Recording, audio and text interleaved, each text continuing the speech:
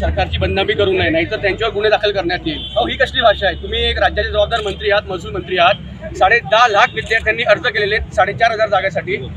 एकंदरीत राज्यातली बेरोजगारीचं प्रमाण जो आहे तो किती मोठ्या प्रमाणावर ते तुम्ही समजून घ्यायला हवं. पण या सरकारला कसलीच लाज वाटत नाही. वारंवार गुन्हेगार तेच मिळतात. नाशिकचा गुन्हेगार तोच, औरंगाबादचा गुन्हेगार तोच, 3 प्रकरणांमध्ये तेच गुन्हेगार. आपल्याकडे शिक्षा नाही. राजस्थानमध्ये जे 10 वर्षाची कडक शिक्षा आहे, जन्मठेपेपर्यंतची शिक्षा आहे.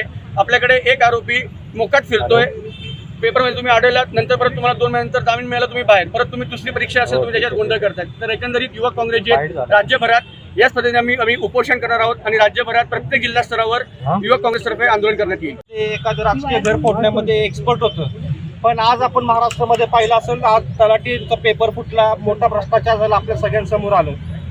काल बार्टी सारथीच्या संदर्भात देखील अशीच घटना घडल्या. महाराष्ट्रामध्ये अनेक या रॅकेटमध्ये गुन्हे देखील दाखल झाले, पण कुठं कारवाई करण्यात नाही आली. आणि ह्याचे दागिनोरे कुठं मंत्रालयापर्यंत पोहोचलेले आपल्या सर्वांनी पाहिले असतील. आमची एकच मागणी आहे, तलाठी पेपरमध्ये जे भ्रष्टाचार झालेला आहे किंवा पेपर फुटी झालेली आहे आणि मोठ्या प्रमाणामध्ये गोंधळ झालेला आहे, या सगळ्या प्रकरणाची SIT चौकशी झाली पाहिजे, ही आमची प्रमुख मागणी आहे.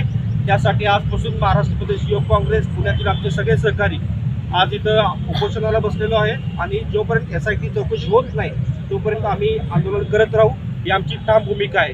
महाराष्ट्रामध्ये देखील अनेक ठिकाणी आमचे तीव्र आंदोलन येणाऱ्या काळामध्ये होतील, ते आपल्या माध्यमातून मी सांगू इच्छितो. युवक काँग्रेस जिंदाबाद! युवक काँग्रेस जिंदाबाद!